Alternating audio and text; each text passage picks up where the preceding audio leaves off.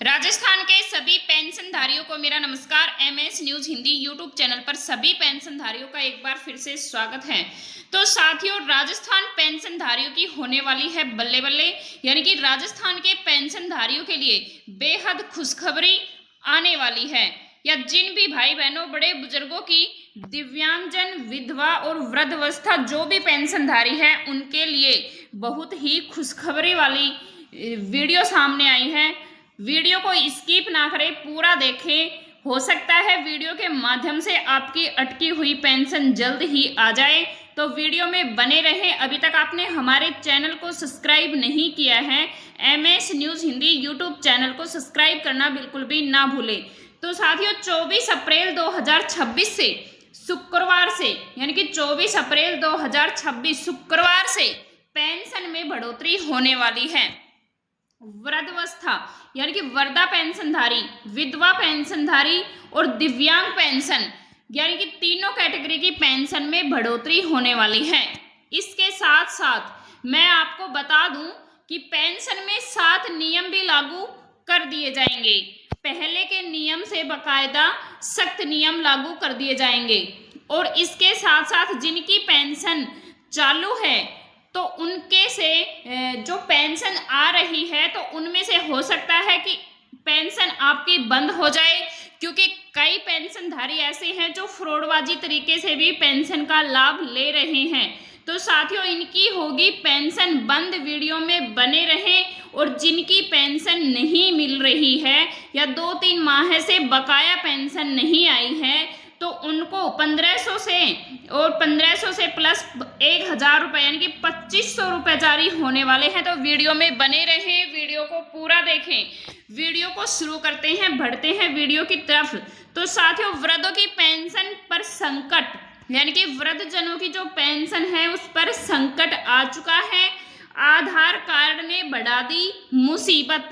तो साथियों, हम वीडियो के माध्यम से जानेंगे कि वृद्ध पेंशनधारी की पेंशन पर संकट क्यों आया है और आधार कार्ड की वजह से मुसीबत क्यों बढ़ा दी गई है। तो साथियों, 20,000 पेंशनरों को फिर करवाना होगा आवेदन। तो वृद्धा पेंशन के लिए पिछले 2 वर्षों में आवेदन करने वाले करीब 20,000 पेंशनधारी के लिए परेशानी खड़ी हो गई है।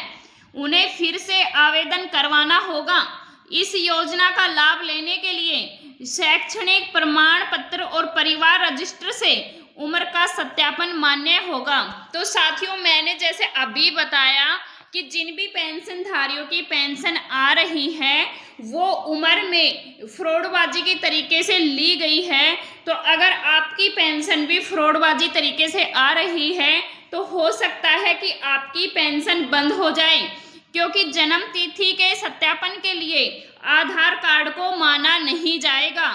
तो साथियों, जयपुर की अगर हम बात करें, तो राजस्थान के लाखों बुजुर्ग विधवाओं और दिव्यांगों के लिए सरकार ने खुशियों का पिटारा खोल दिया है। सामाजिक सुरक्षा पेंशन योजना के तहत मिलने वाली जो मासिक सहायता या पेंशन राशि में एक बार फिर इजाफा किया गया है। अब लाभार्थी को 1300 रुपये के स्थान पे जो 1400 रुपये प्रति माह दिए जाते थे, यानी कि जो जनवरी 2026 के पेंशन बिल से तैयार हुआ था। तो साथियों, इसके साथ साथ अब पेंशन 1500 रुपये से करीब ऊपर जाने वाली है। तो ईसीएस के लिए भेज दिए गए हैं, जिसका सीधा मतलब है कि अगले कुछ दिनों में यह बढ़ी हुई राशि लाभार्थियों के बैंक खातों में क्रेडिट शुरू हो जाएगा, यानी कि क्रेडिट होना शुरू हो जाएगी, आने लग जाएगी। 2 साल में 1000 से 1450 रुपये तक की छलांग लगा दी है पेंशन ने। तो साथियों, पिछले 2 वर्षों में राज्य सरकार ने पेंशन राशि में चरणबद्ध तरीके से कुल 450 रुपये की वृद्धि की है, जो आर्थिक रूप से कमजोर वर्गों के लिए बड़ा संबल साबित हो रही है। इस यात्रा पर अगर हम नजर डालें, तो वर्ष 2024 से पेंशन राशि 1000 रुपये से बढ़कर 1150 रुपये कर दी गई थी। उसके बाद में साथियों, 2025 में राशि को 1250 कर दिया गया है।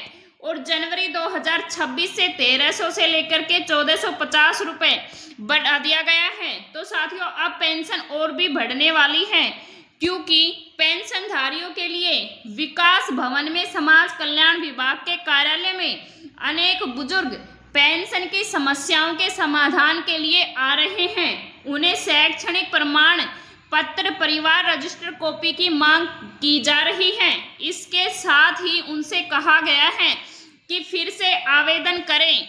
अगर दोबारा से आवेदन नहीं किया गया तो उनकी पेंशन रुक जाएगी।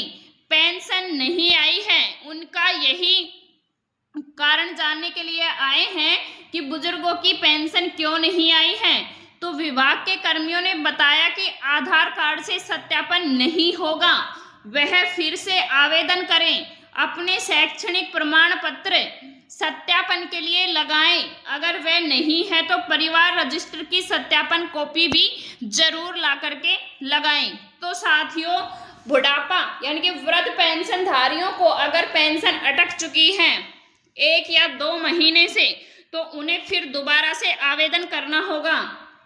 2 महीने हो गए आवेदन को, फिर भी मांग कर रहे हैं। तो ये मतलब पेंशनधारी हैं जिनकी जो मांग है वो धनोली से आए हैं। राम बदन सिंह ने बताया कि उनके आवेदन को 2 महीने हो गए हैं, अभी तक पेंशन नहीं आई है। यहाँ विभाग में पूछा तो बोल रहे हैं फिर से आवेदन करवाना होगा। अपने पढ़ाई के कागज लगाना जरूरी है, आधार कार्ड से पेंशन नहीं आएगी। तो साथियों, समाज कल्याण अधिकारी ने बताया है कि अब वृद्ध पेंशनधारी के लिए आधार कार्ड को मान्य नहीं किया जा रहा है। जिनके आवेदन 2 साल में हुए हैं उनकी जन्म तिथि का सत्यापन शैक्षणिक प्रमाण पत्र या परिवार रजिस्टर की सत्यापित कॉपी से करवाना होगा। यानी कि जो आपके पढ़ाई के कागज हैं उनसे मिलान करना होगा। सत्यापन की टेंशन खत्म। तो साथियों, जिन भी पेंशनधारियों की पेंशन का सत्यापन नहीं हुआ है वो काम अब हम मोबाइल ऐप से भी कर सकते हैं। वार्षिक सत्यापन को लेकर अक्सर बुजुर्गों को चक्कर काटने पड़ते थे, जिसे अब बेहद सरल बना दिया गया है।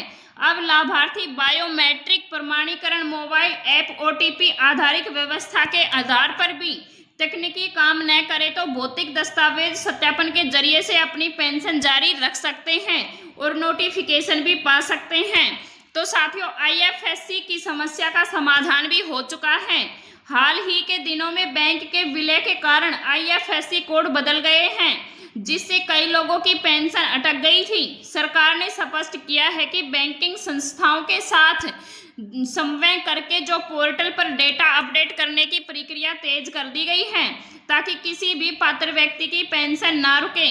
तो साथियों, राज्य सरकार गुणवत्ता शिक्षा की सभी सुलभ पहुंच सुनिश्चित करने की दिशा में प्रतिबद्धता से कार्य कर रही है। तो साथियों, बुजुर्गों के लिए जो पेंशन अटकी हुई है वो जल्दी आने वाली है, लेकिन याद रहे सही नागरिक, सही पेंशनधारी को ही पेंशन मिलेगी। फ्रॉडबाजी तरीके से पेंशन बिल्कुल भी नहीं मिलने वाली है। तो साथियों, अगर आपकी पेंशन नहीं आ रही है तो दोबारा से आवेदन करवाएं और पेंशन का लाभ उठाएं।